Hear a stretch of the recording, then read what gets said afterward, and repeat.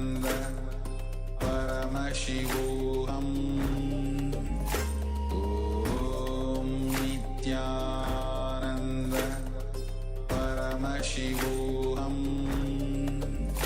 Om Nityananda Paramashivoham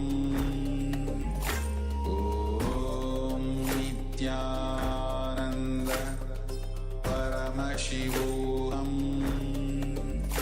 Om Nityananda Paramashivoham Om Nityananda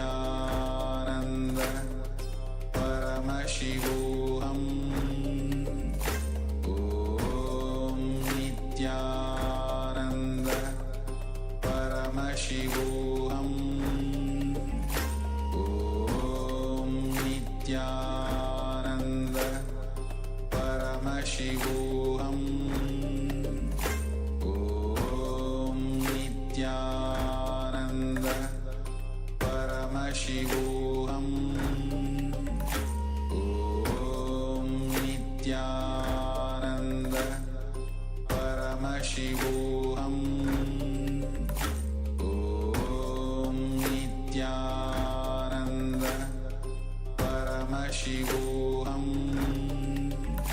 Om Nityananda Paramashivoham.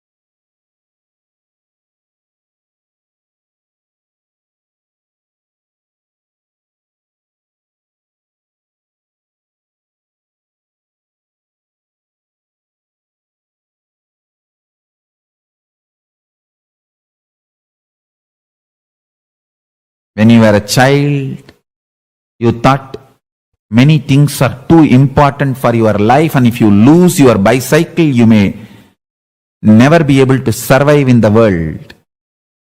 You might have thought, if you lose some of your toys, your whole world will be destroyed. If you lose some of your near and dear ones, you would have felt your life is gone. But when you grow, realize nothing can be taken away from you. Understand, realizing the matured cosmological truths, multi-dimensional logic makes you matured being. I am here to make your being as my being. Maturity of your consciousness will be the side effect of my being manifesting in your being. Listen to these few powerful truths. Binary logic, delusion, the mind you are carrying, gifted by your society, makes you feel you and me are different, separate. You and others are separate and different. Somebody is against you and you are against somebody. All these are delusion. The me in this body, me in your body, the me in all the existing beings is one and the same.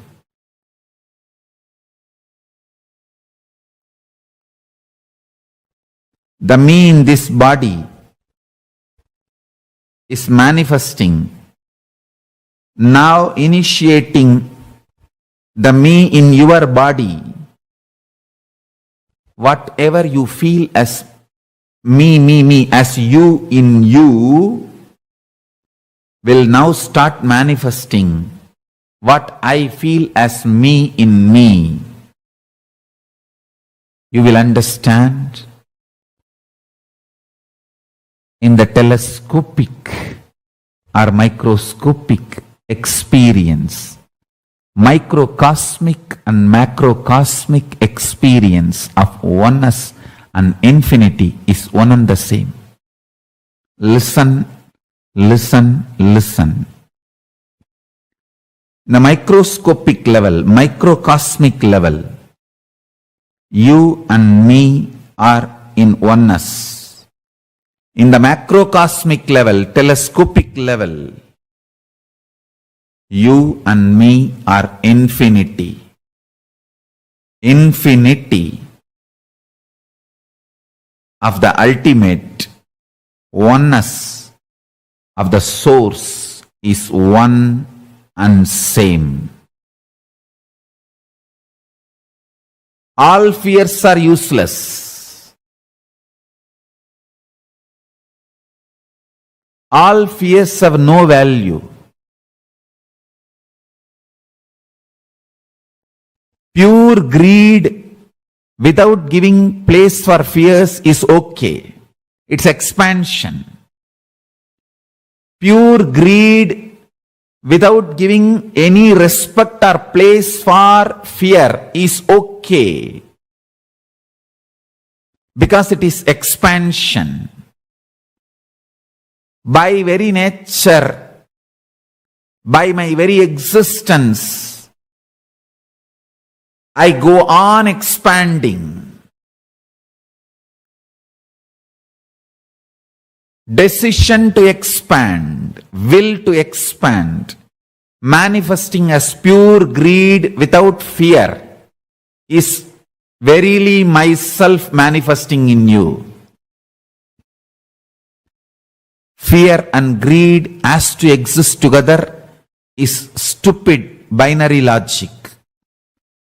It's a false lesson taught to you by society's mind. Societal mind, false logic, binary logic, your root pattern, powerlessness, incompletions, all are one and the same. No one can steal anything from you. No one can violate you. Listen to this.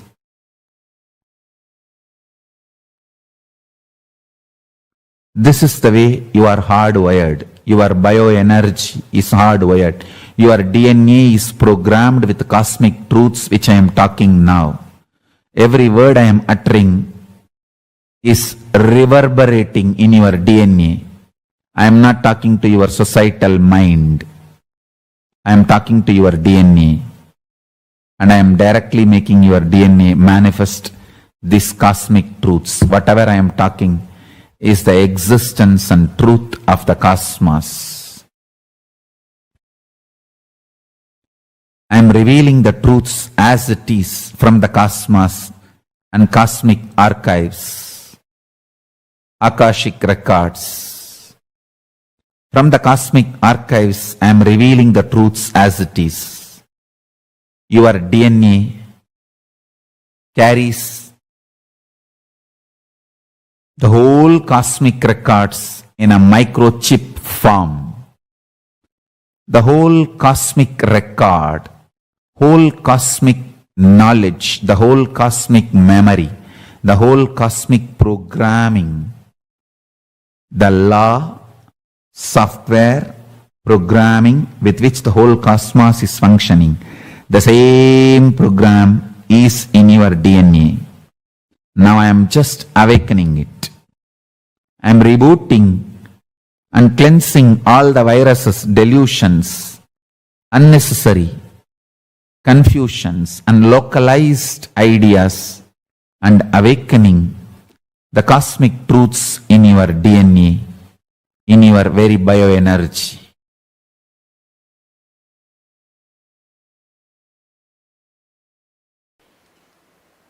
Allowing incompletions to exist is literally declaring you yourself don't want your life in your control. Please understand.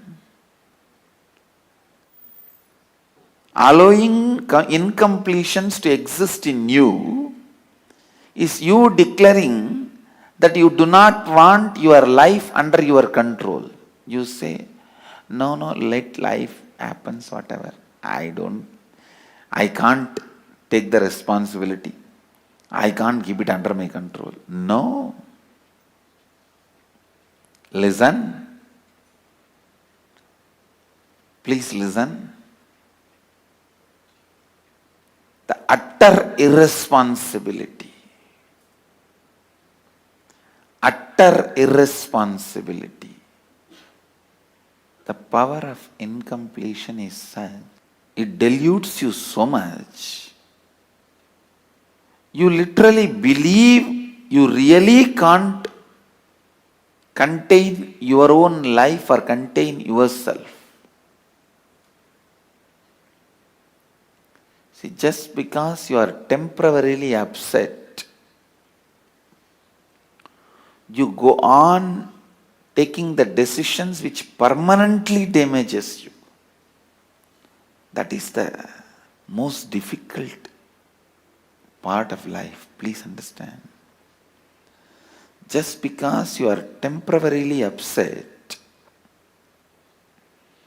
you go on making the decisions which permanently damages you, and the incompletions are such will never let you grow. It's like somebody was asked, what is your age?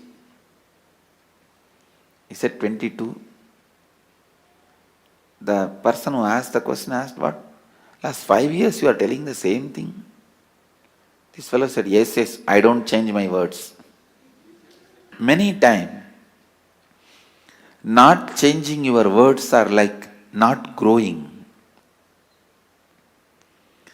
Not changing your cognition means not growing. Listen.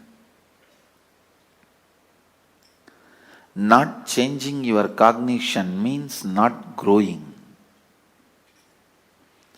It is so unfortunate. It is really, really unfortunate that you feel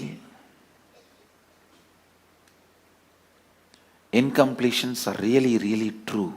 The problem is when the delusion happens, when the incompletion attacks you, when the panic attack happens, you really feel incompletions are true. That is the problem.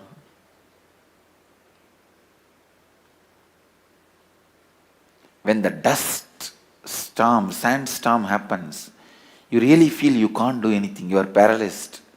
You are crippled.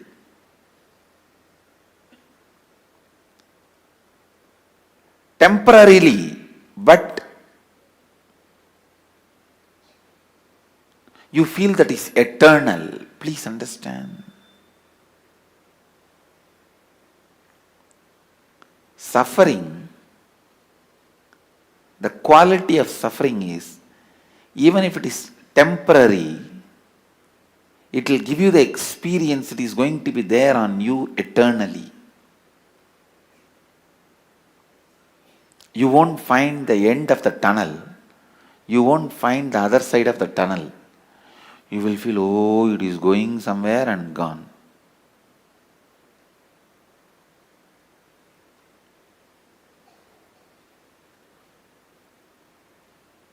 Same way the bliss. When you experience it completely, without self-doubt, will this bliss be with me or go away? That gives you the experience. It will be with you forever, eternally. Understand? Anything you experience at this moment intensely gives you the experience of eternity.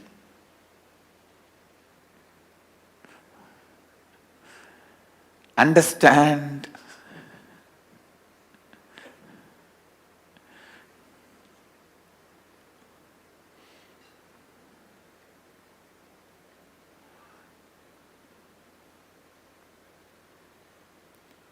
so many qualities attributed to Ganesha are qualities of completion.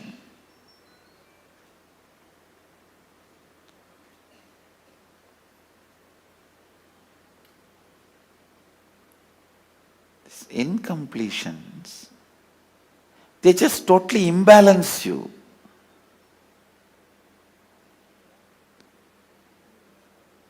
Constantly decide you will be in the space of completion. Completion means completion. No question of powerlessness. No question of powerlessness.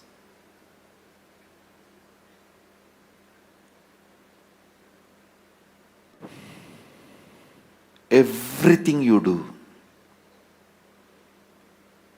everything you do should be from powerfulness.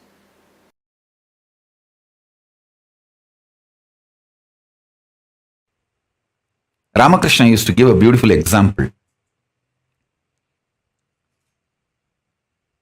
A frog which got 1 rupee coin newly wanted to check the power of the money it got. So the elephant was going outside his hole, the frog hole. That fellow came, the frog came out of the house, came out of that frog hole and standing, waving that 1 rupee coin towards the elephant and saying, "Hey, now I become so rich. You are crossing a rich man's house without saluting the rich man." Will that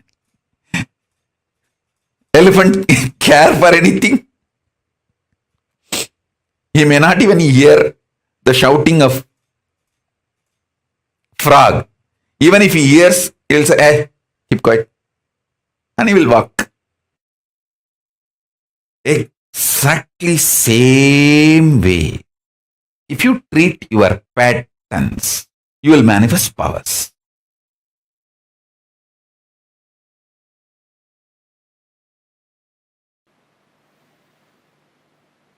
Let's first work on psychologically conquering psychological time. I'll repeat what you have to write. The strong thought currents, powerlessness, incompletions from the past, which is influencing and driving you into your future. Those powerlessness moments, why you decided to become wealthy, why you decided to become powerful. If it is out of passion, great, no problem. If there is some powerlessness, some incident, incompletion is influencing you, pen down that. Let's catch the influence of the past on your thinking system. 94th verse, 22nd technique from Shivajnana Upanishad, which is part of Shivagama. Chittat yantaha kritir nasti mamantar bhavayet iti vigalpanam abhavena vigalpair uchito bhavet. I'll translate and give you the precise method.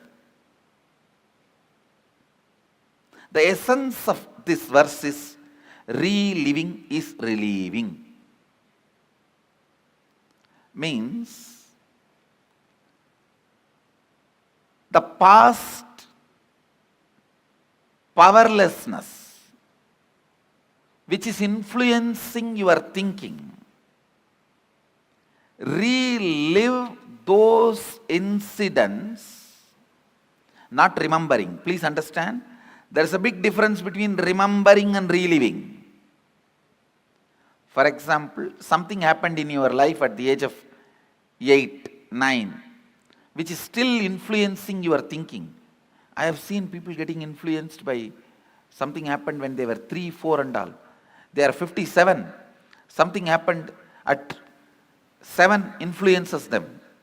One man came to me and said, I never go to beach, Swamiji. Even if I drive through the beach roads, I shiver, sweat.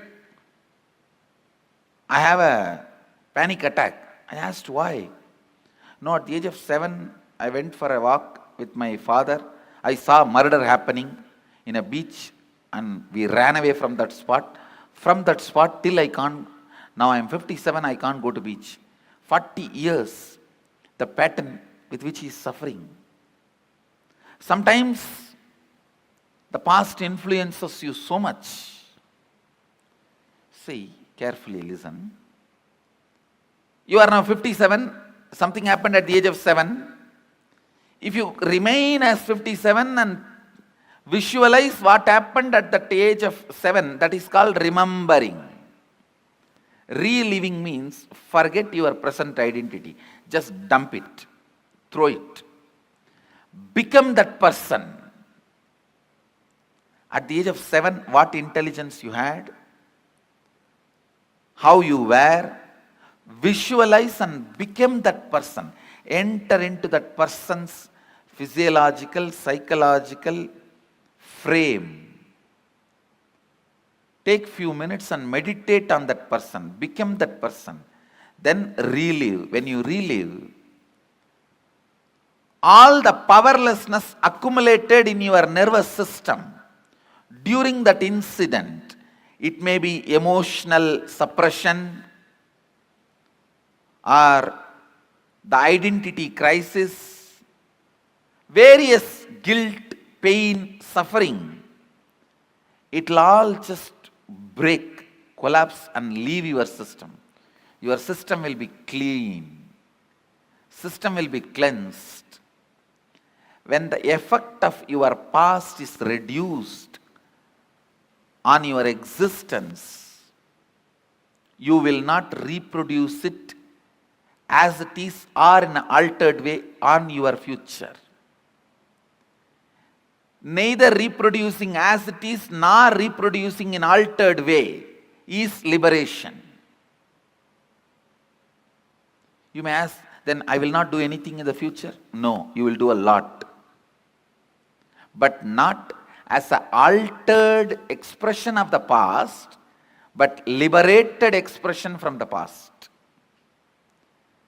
The liberated expression means even if you make money, you will do it just to enjoy, celebrate.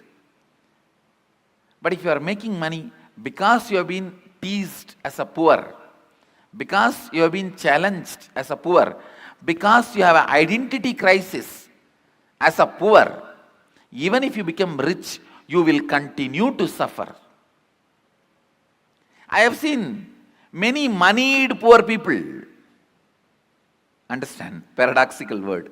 Moneyed poor people. Poor are those who have only money. Uneducated are those who are educated only in schools, especially modern Indian schools. I have to put this on record. Any of you think I'm little intelligent? I tell you, I never went to school properly.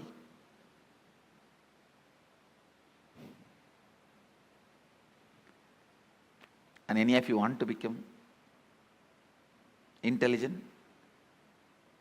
I give you this as my first instruction. Remembering is different, reliving is different. In remembering, you will justify, analyze, criticize, judge, hate, deny. In reliving, nothing of that exists. Just become that person. Pick up one incident which you want to complete. Become that person. Forget your present identity. Relive at least 3-4 times. Then pick up the second incident.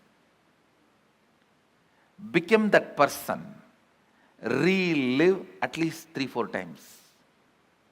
And I tell you, this one technique,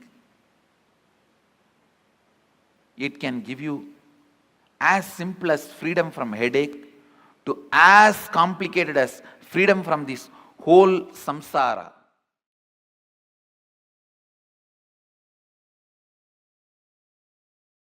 From today, we'll start moving towards completion. The first step you should take, listen. Now you wrote all the incompletions. It can be as less as 25, 30 or as huge as 1000, 2000. Now decide, from this moment, these completions will not have power over your decision or cognition. Listen. Understand the meaning of this word. Even till you complete, these incompletions cannot have power over your cognition, your decision making. You can sit and complete all this day by day, one by one. See, it's like elephants. I have seen the temple elephants eating. They will catch hold of a huge bunch of sugar cans. They will eat those sugar cans one by one or 2, 3. But till they complete eating, till they eat also, they will not allow anybody else to come and touch that sugar cans. Once they declare it is theirs, it is theirs. They may be slowly eating or not eating. They may eat even tomorrow, day after tomorrow, but no one can touch it. Same way, you may complete tomorrow or day after tomorrow, but those incompletions cannot have power over you. Be very clear. Declare completion. Now, you know all this is incompletions.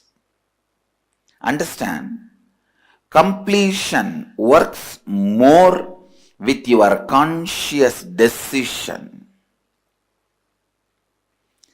Completion works more with your conscious decision. Completion is more a conscious decision, less a technique. Pranayama, yoga, all of them are more a technique, less a conscious decision. Completion, more a conscious decision, less technique. Means your decision plays a major role in completing.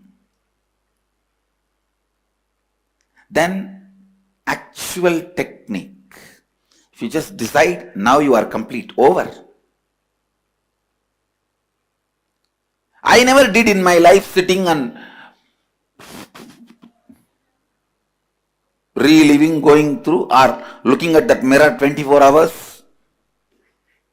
I never did all these things. Simply my masters showed me, this is incompletion. Drop it, over.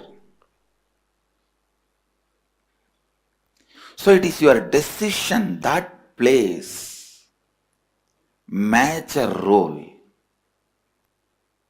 See, this penning down is like an identification.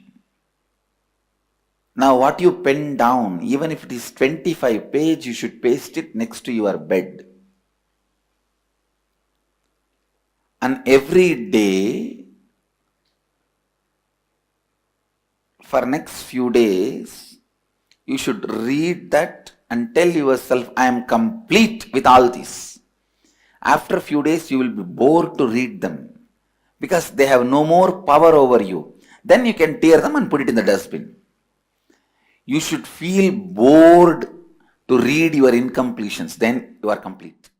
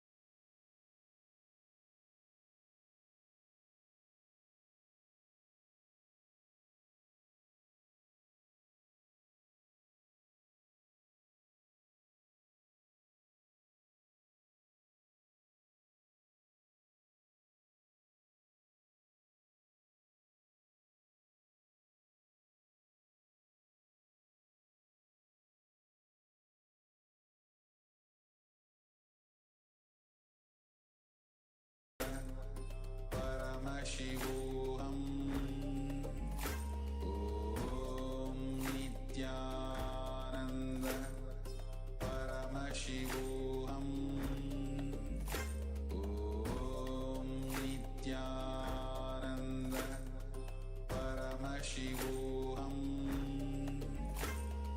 Om Nityananda Paramashivoham Om Nityananda Paramashivoham Om Nityananda Paramashivoham Om Nityananda Paramashivoham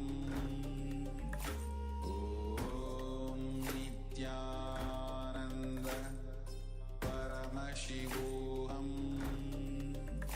Om Nityananda Paramashivoham Om Nityananda Paramashivoham Om Nityananda Paramashivoham Om Nityananda Paramashivoham Om Nityananda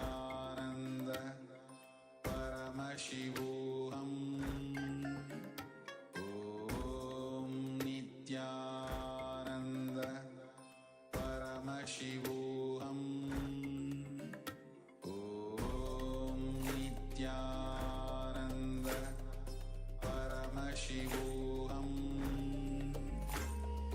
Om Nityananda Paramashivoham Om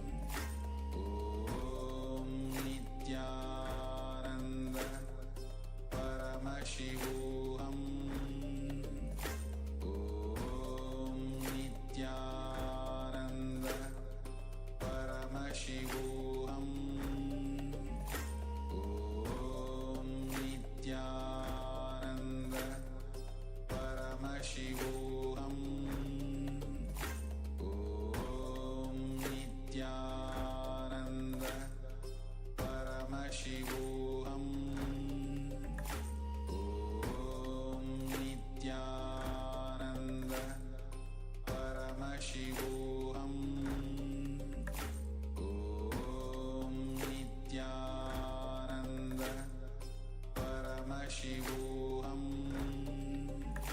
Om Nityananda Paramashivoham Om Nityananda Paramashivoham Om Nityananda Paramashivoham Om Nityananda Paramashivoham Om Nityananda Paramashivoham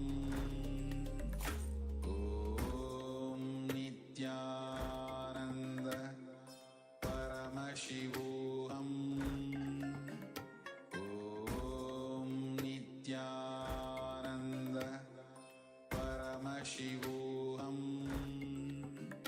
Om Nityananda Paramashivoham Om Nityananda Paramashivoham Om Nityananda Paramashivoham Om Nityananda Paramashivoham Om Nityananda Paramashivoham Om Nityananda Paramashivoham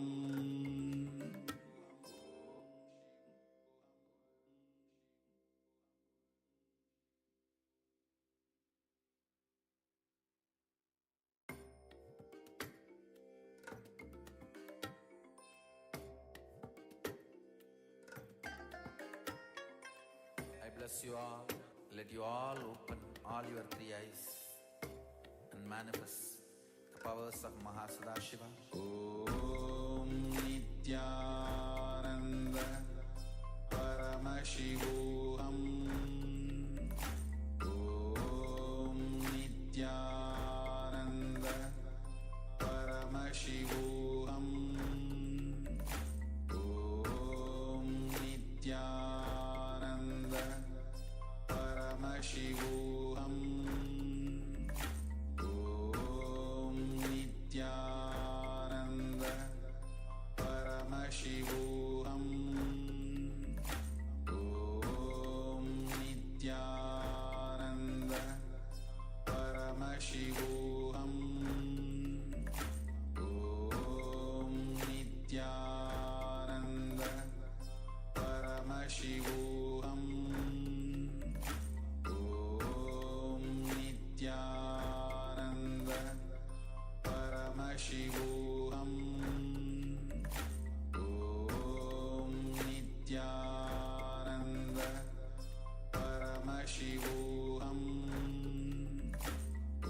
Om Nityananda Paramashivoham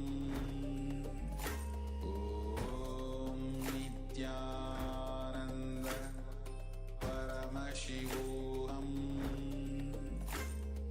Om Nityananda Paramashivoham